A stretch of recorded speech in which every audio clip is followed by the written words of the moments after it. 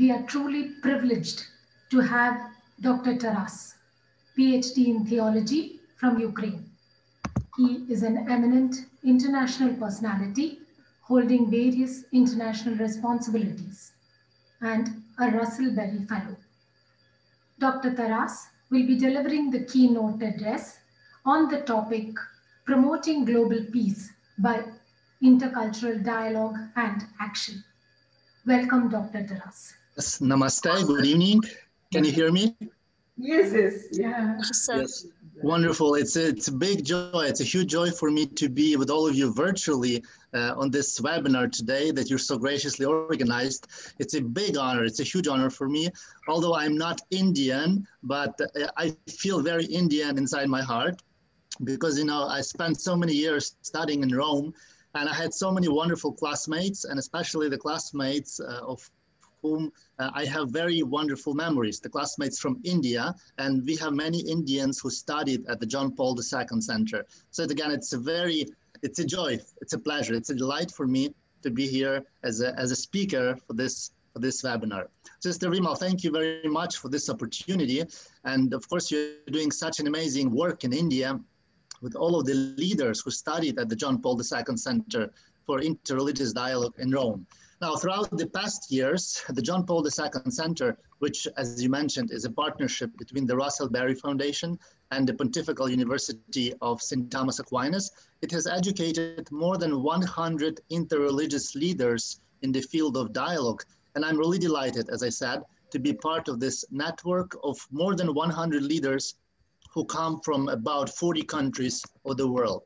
Now, for those of you who are not familiar with the John Paul II Center for Interreligious Dialogue, shortly in the chat box, I'll send you the link to the center so you can familiarize yourselves with the center.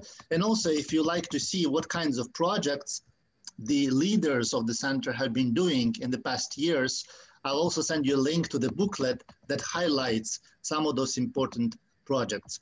Again, Sister Vimal, compliments of the great work that you have been doing. And I'm really edified by the amazing resilience that our JP2 Center leaders have in India.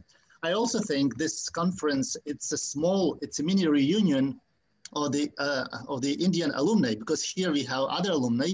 We have Sister Gracie, we have Sister Lucy, and we have Sister Deepa. And it's a delight to be with you virtually. And now, coming back to my topic, of course, to the topic of this conference about a global peace and pandemic.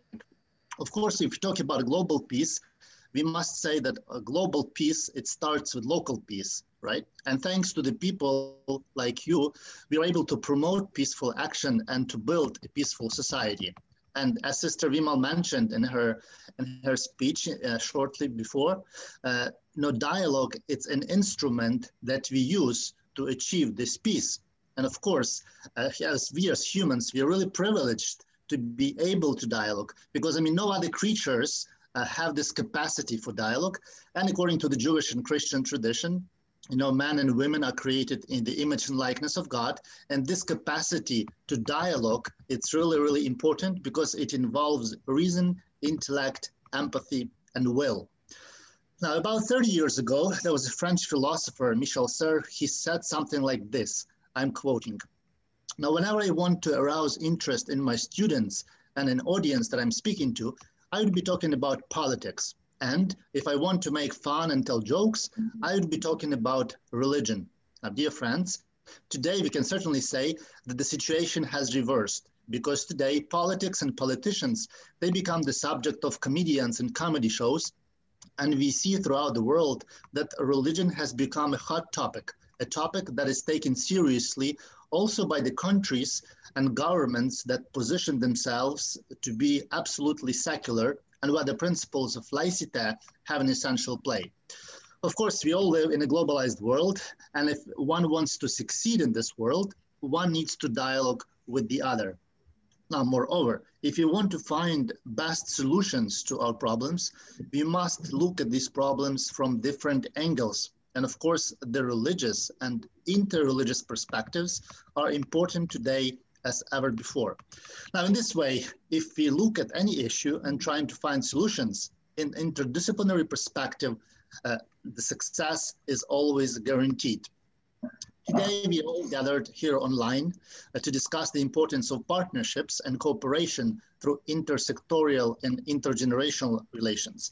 Now, in this short talk, I would like to give you an example from my own life as an example of a cross-pollinating partnership that has brought a lot of impact in Ukraine, because this is the country where I'm based and I'm working at.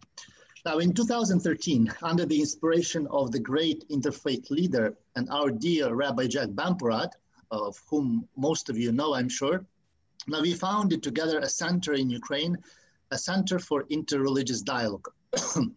The goal of the center is to promote interfaith dialogue on academic level. So what we do, we organize conferences, lectures in the seminaries, in different religious communities, but also we promote social projects, because religion is not only believing, but it's also doing. So we do such projects as helping women, children, and some marginalized groups, and we try to engage members of different religious traditions to come together and to work together. This is in itself already an intersectorial and intergenerational cooperation.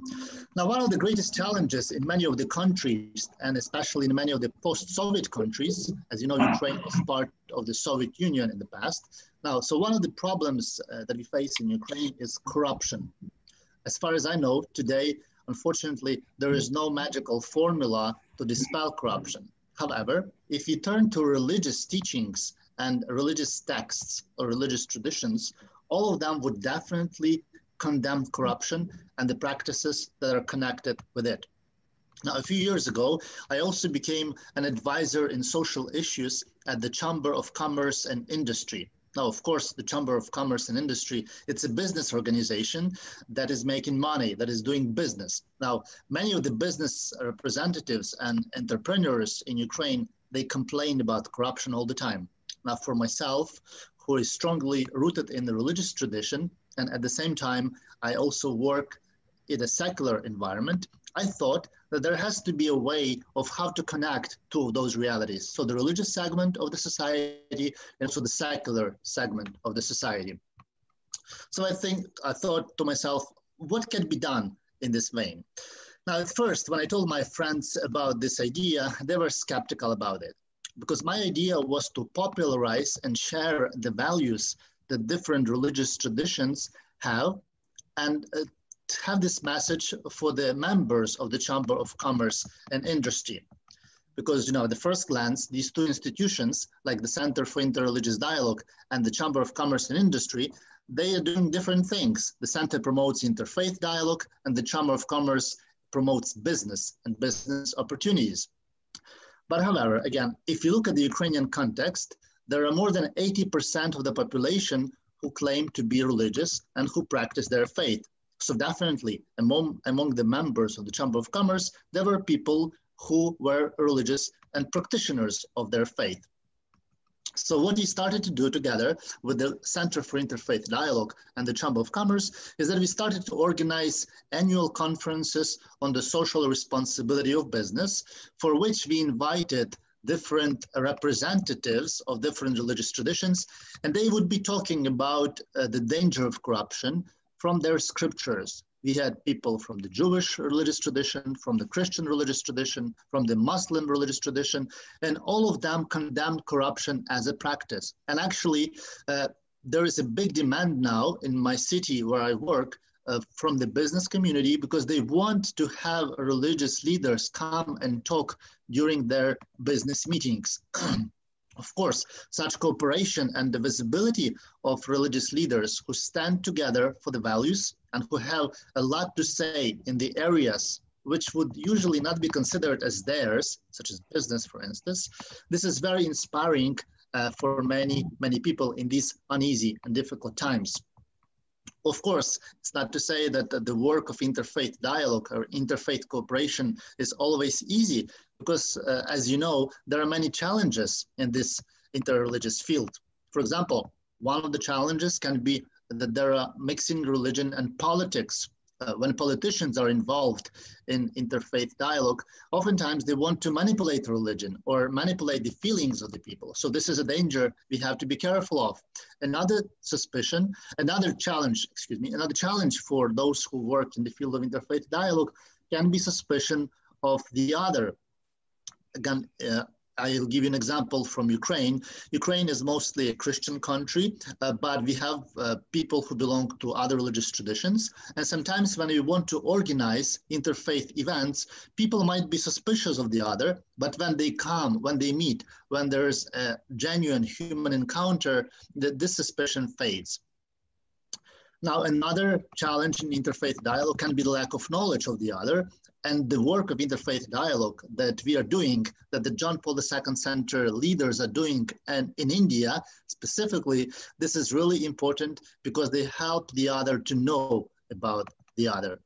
But on the other hand, there are also many different benefits to the interfaith cooperation, especially in the global context.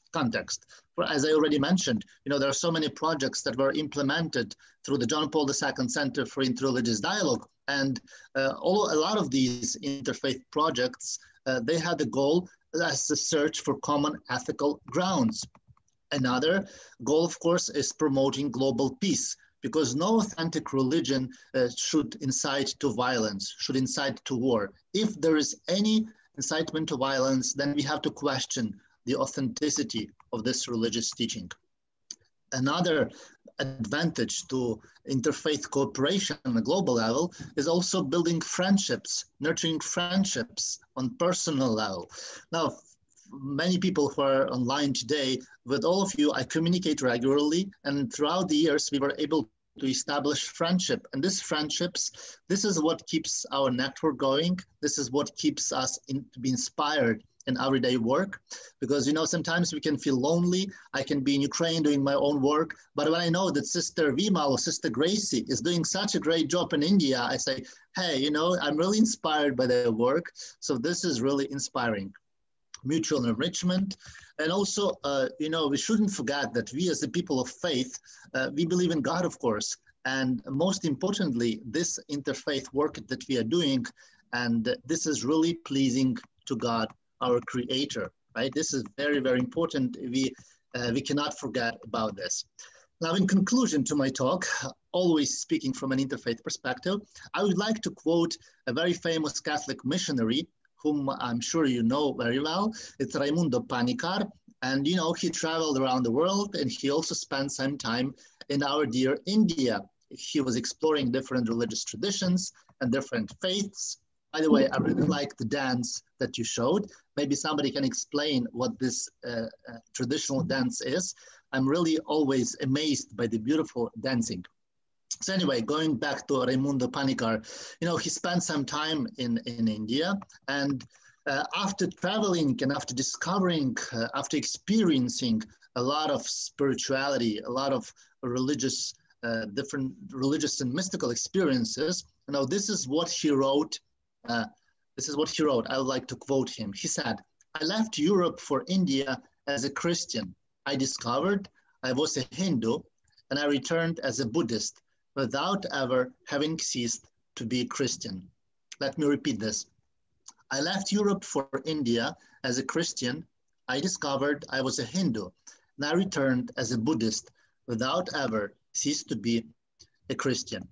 Dear brothers and sisters, the relevance of religion's soft power to global affairs and the important role that interreligious dialogue is undeniable. We heard this beautiful quote where he says about his identity that, he left Europe in order to discover he left as a Christian, but he came back with so much experience, with so much religious and spiritual experience, but he never ceased to be a Christian because he got an understanding of the Buddhist faith, of the Hindu faith, so it only enriched him. So again, dear brothers and sisters, we cannot deny today that the relevance of interreligious dialogue and its importance is very much needed. And of course, on our part, it's our moral duty and obligation as believers to work daily to make this world a better place. So again, let's continue to work together to create partnerships and to work to make this world a better place for all of us. Thank you very much for this beautiful conference, for the invitation, and it's a joy. It's a spiritual joy for me to see all of you virtually. Thank you. Very good.